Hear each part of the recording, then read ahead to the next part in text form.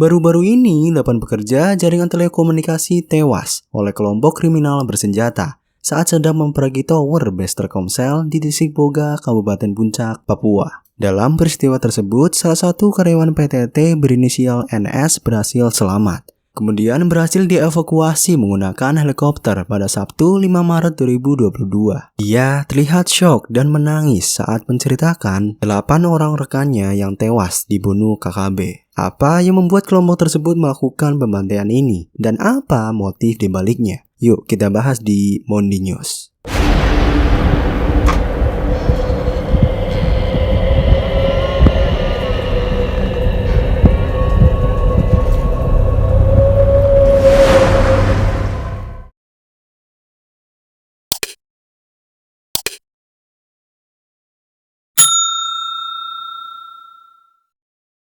Kasus pemberontakan di wilayah Papua yang kerap kali menelan korban erat dengan istilah KKB Papua. KKB merupakan singkatan dari kelompok kriminal bersenjata bagi suatu kelompok di wilayah Papua yang menebarkan teror baik kepada warga sipil maupun TNI dan Polri. Diketahui sebelumnya, KKB Papua bernama Organisasi Papua Merdeka atau yang lebih dikenal dengan OPM. OPM selalu menyuarakan soal referendum agar Papua bisa merdeka dan berdiri sendiri. Perubahan istilah OPM ke KKB tersebut juga dimaksudkan untuk mengubah paradigma penanganan kaum separatis Papua. Tidak ada salah satu kelompok KKB Papua ini tertangkap, maka mereka akan ditahan karena alasan kriminalitas. Walau begitu, OPM berbeda dengan KKB, di mana saat ini teror disebarkan dengan berbekal persenjataan lengkap, sehingga lebih sulit dikendalikan.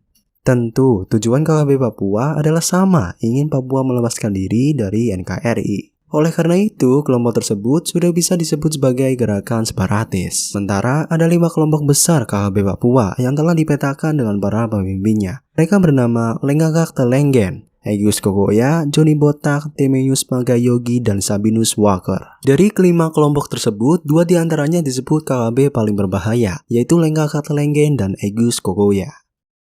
Bibi Tabuni, anak kepala suku Gome di Ilaga, ikut tewas dalam penyerangan tersebut. Abeloni Tabuni, sang ayah, bercerita saat kejadian anaknya ikut serta dalam pembangunan jaringan dengan sejumlah pekerja PT Palapa Timur Telematika di Distrik Boga. Saya punya anak tidak melakukan apa-apa. Dia hanya bekerja dan banyak berpartisipasi dalam pembangunan di puncak, termasuk pembangunan jaringan, kata Beloni Tabuni. Ia pun menyesalkan tindakan KKB yang menyerang warga sipil. Diduga penyerangan tersebut dilakukan oleh KKB pimpinan Gen Goliat Tabuni dan Lenggagak Telenggen. Hingga Maret tahun 2022 sudah ada 11 aksi kejahatan yang dilakukan KKB di kawasan yang berbatasan langsung dengan distrik Sugapa, Kabupaten Intan Jaya.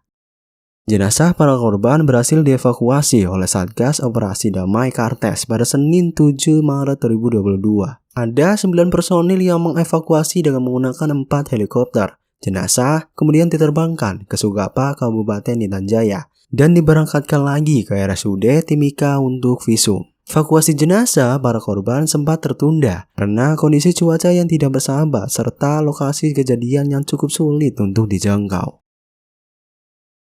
Distrik Boga tergolong daerah yang terisolasi karena hanya pesawat berbadan kecil yang menjadi satu-satunya moda transportasi yang bisa masuk ke distrik tersebut. Untuk ke Boga ada 4 kali penerbangan. Harga tiket pesawat tanpa barang mencapai 1,8 juta per orang. Jika membawa barang maka tarifnya bertambah, yaitu adalah 20.000 per kilogram. Ini dilakukan hanya dalam 1 penerbangan. Walau tak ada mobil di distrik, banyak warga memiliki motor. Mereka membeli motor dari Kabupaten Mimika dan mengirimkannya dengan pesawat kecil. Ongkos pengiriman pun tak murah, yakni senilai 6 juta per motor. Serta ada 3 toko yang menjual bahan bakar dengan harga 50.000 per liter.